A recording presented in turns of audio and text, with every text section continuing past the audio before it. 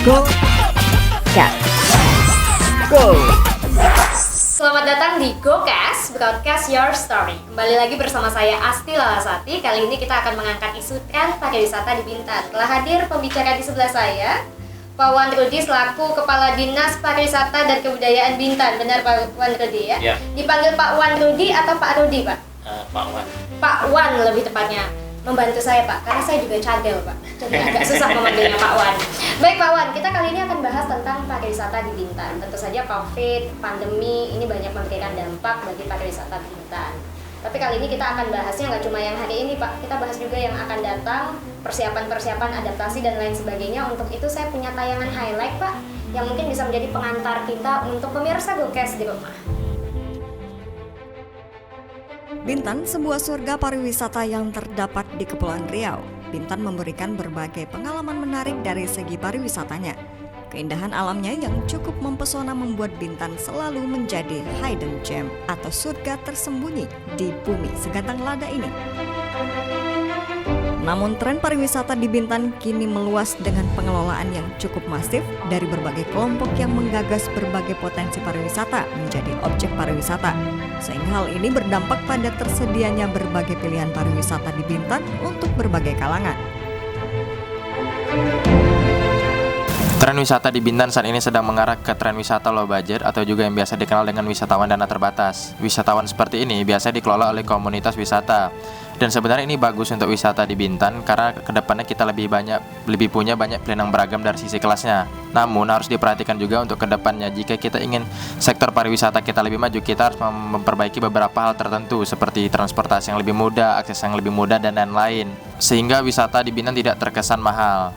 Jangan gara-gara corona kita baru sibuk cari wisatawan domestik, sementara selama ini kita bangga dengan wisatawan mancanegara. Nah setelah kayak corona gini kita baru sibuk kasih diskon untuk wisatawan domestik.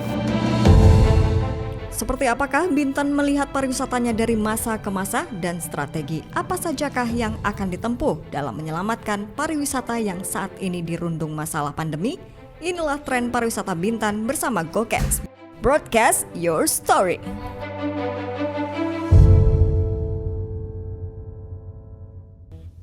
Tadi Pak di tayangan dibilang bahwa Bintan ini adalah hidden gem, surga tersembunyi. Bapak yakin memang Bintan tersembunyi? Setahu saya sudah terekspos sampai internasional kan ya Pak? Sudah terbuka sekali. Ya.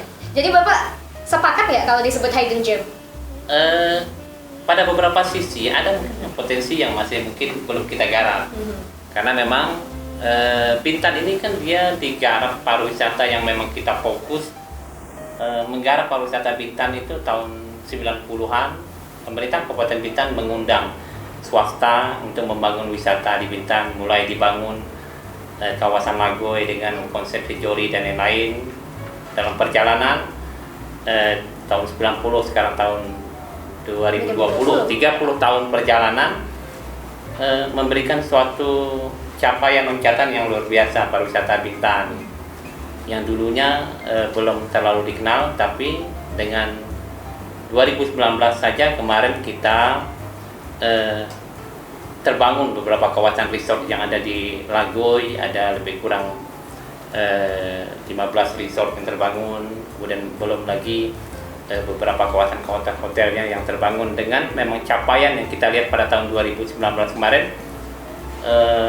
30 tahun refleksi pembangunan pariwisata di Bintan dengan membangun swasta, mendorong dengan penguatan permodalan dan lain-lain ini memberikan kontribusi yang luar biasa bagi pemerintah daerah. 2019 kita tahun kemarin mencapai jumlah wisatawan yang hadir ke Bintan lebih kurang 1,3 juta. 700.000 itu berasal dari warga negara asing dari Singapura, China, Malaysia, kemudian Australia dan lain-lainnya. Lokalan untuk Indonesia domestik lebih kurang capaian sekitar 500.000, hampir 1,2. Ini kan sebuah tren capaian yang cukup luar biasa pada tahun 2019 dan kita termasuk bersama dengan Batam dan beberapa destinasi lainnya itu dinobatkan juga menjadi sebuah destinasi wisata di Indonesia yang nomor 2 ataupun kadang nomor 3 bersaing dengan Bali, DKI, dan Kepri. Kepri di dalamnya ada Batam dan Bintan. Tapi pada satu saat tertentu juga Batam Bintan juga menjadi nomor 2 dengan jumlah capaian yang hampir sekian juta wisatawan yang hadir. Dan ini kan sebuah capaian yang luar biasa pada refleksi yang beberapa tahun kemarin. Nah, bicara soal tadi Pak, Batam Bintan ini memang punya tupoksi porsi yang begitu besar memberikan sumbangsih jumlah wisatawan mancanegara. Ya. Untuk Kepulauan Riau bahkan ketika disaingkan dengan provinsi lain. Saat ini pandemi, ada travel restriction, ada pelarangan penerbangan, bahkan kapal dari Malaysia, Singapura, China. Gimana Bintan Pak sekarang? Akhir Februari 2020 kita Bintan sudah siap-siap dengan kalender event kita ya, mulai mempersiapkan tur di Bintan, triathlon dan lain-lain. Rupanya dengan kondisi yang ada, COVID rupanya lebih mendahului kita.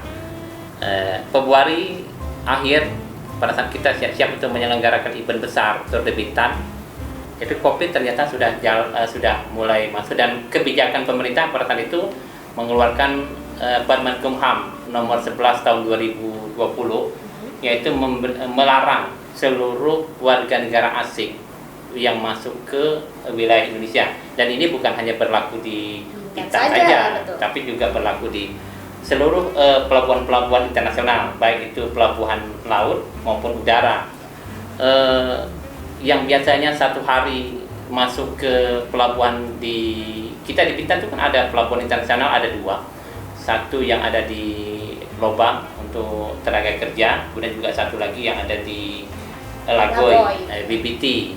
Satu hari itu bisa, kalau dalam keadaan tahun 2019 itu bisa 2.000 orang masuk dengan 8 sampai 9 satu hari dengan 8 sampai 9 trayek ferry yang hadir karena kedekatan transportasi antara Singapura dan jarak Singapura dengan Bintan yang begitu dekat. Dengan Bintan hanya lebih kurang 45 menit.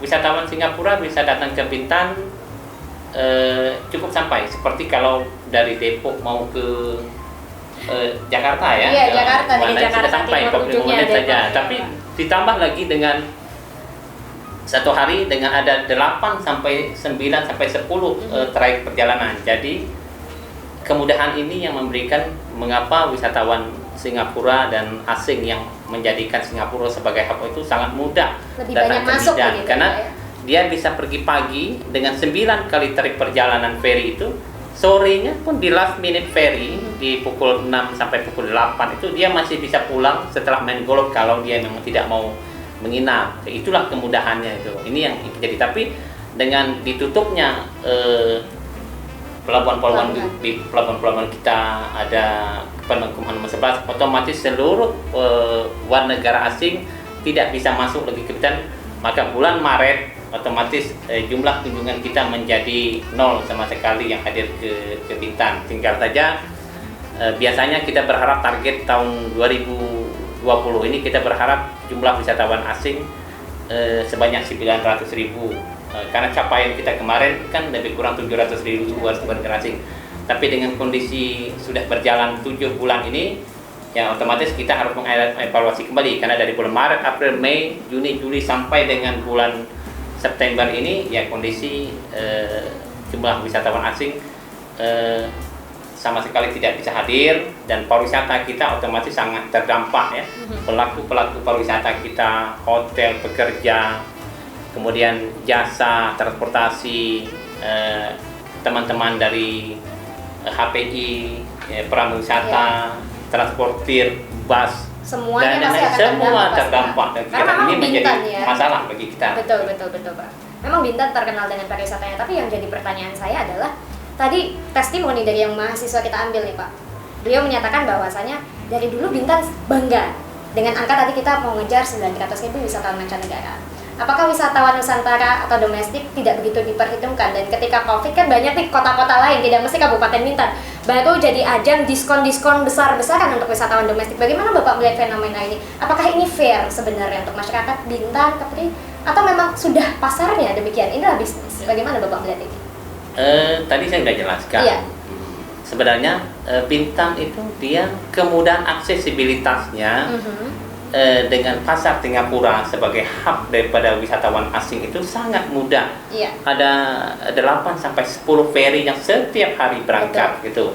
Kemudian biaya transportasi yang sangat murah. Katakan one trip bisa cuma sekitar $50. Iya. Berarti sekitar 500.000 Bagi mereka, wisatawan asing. Bagaimana dengan wisatawan domestik, Pak? Kalau kita bandingkan, kita mendorong wisatawan dari Jakarta, Iya. Bandung, naik Garuda 1,8, Betul.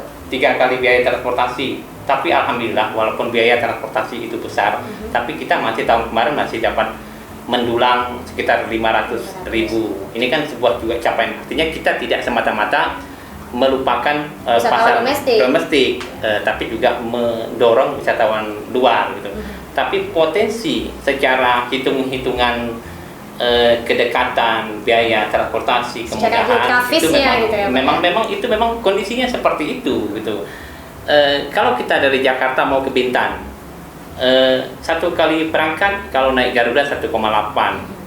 Kalau Lion bisa-bisa masih 1,2. Dan harus turun dulu di Tanjung Pinang. Iya, itu perjalanan darat. Ya. Iya. Nah, kalau PP berarti kita sudah mempersiapkan 2,5 juta sampai 3,6. Itu baru biaya transportasi. Kalau dari Singapura dia cuma hanya memerlukan sekitar 1 juta itu PP.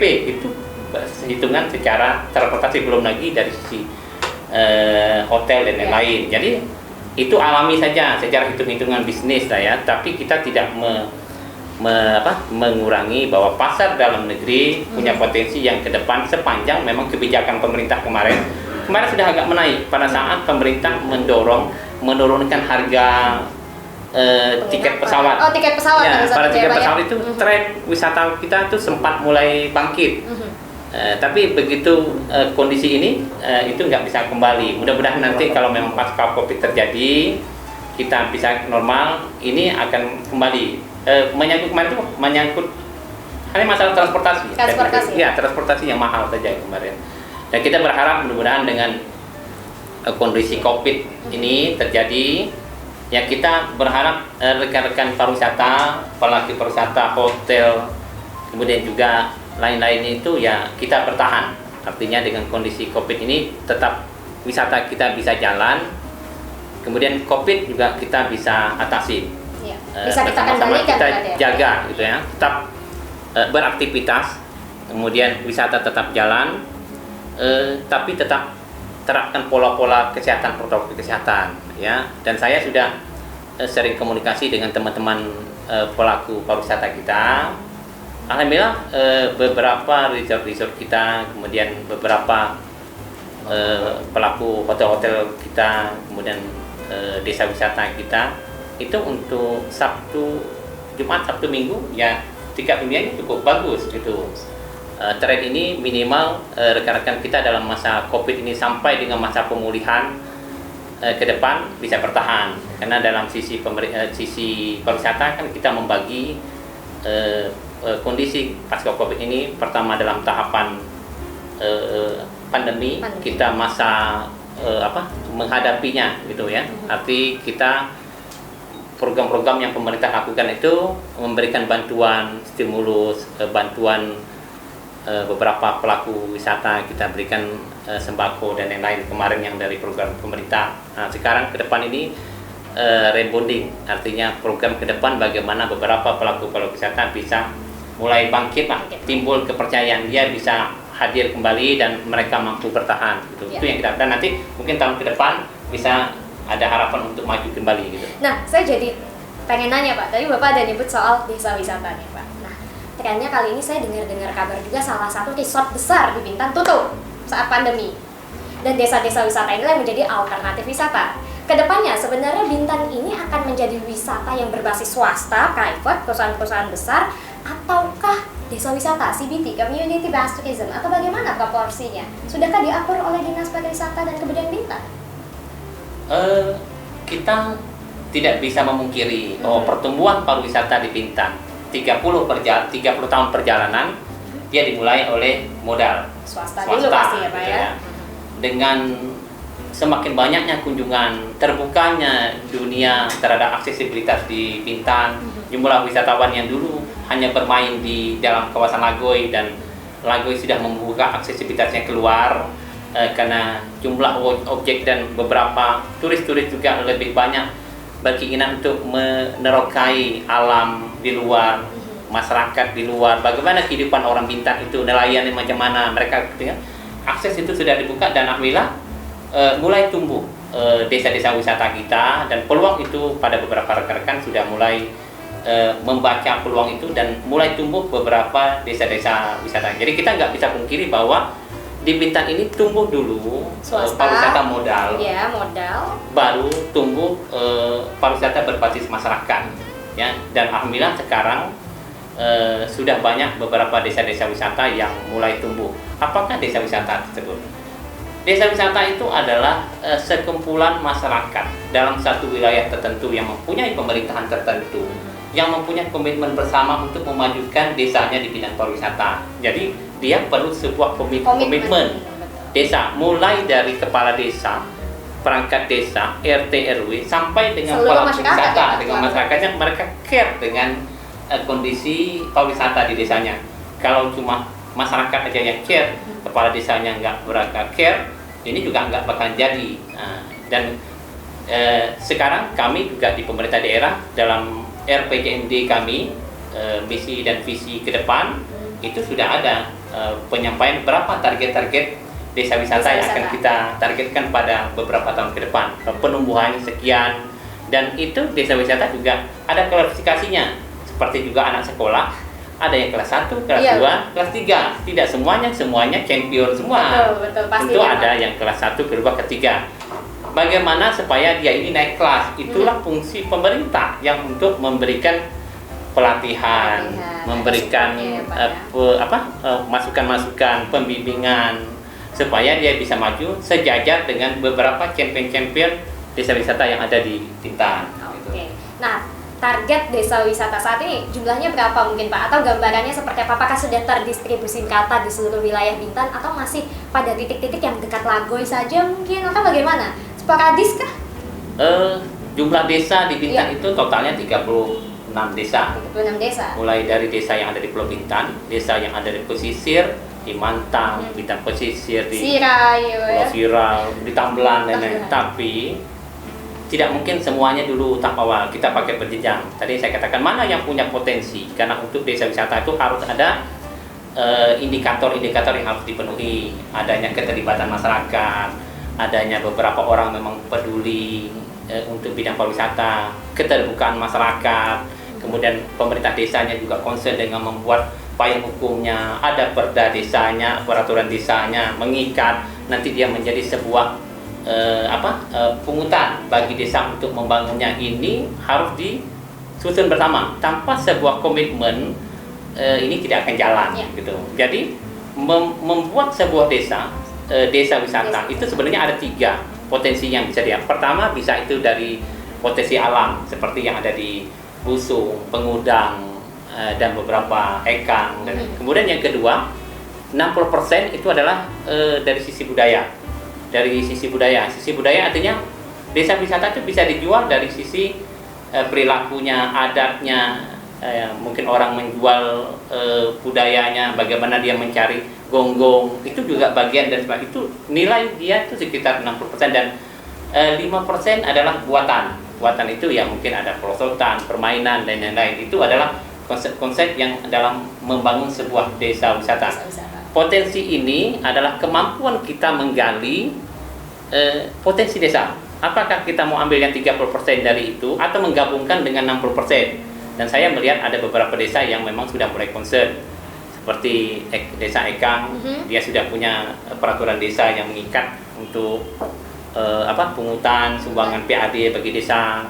Kemudian juga Tuapaya Selatan juga sudah mulai itu konsen kepala desanya dengan beberapa BUMDesnya membangun ini untuk ke depan. Dan ini harus ada kerjasama. Jadi membangun desa wisata itu 3 kementerian yang terlibat di dalamnya. Ada Kementerian Pariwisata dan Ekraf, kemudian yang membangun dengan pembinaan desanya, ada pembangunan pembinaan pariwisata.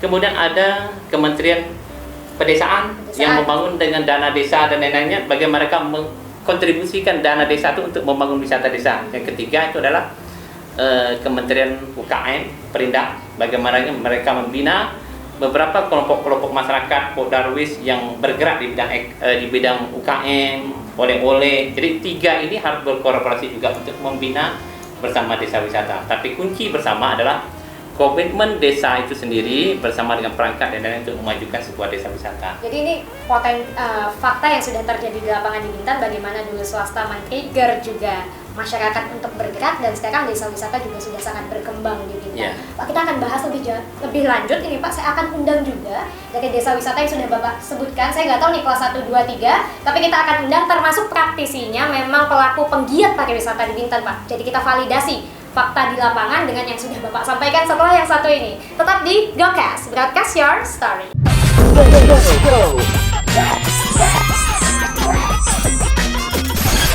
Go.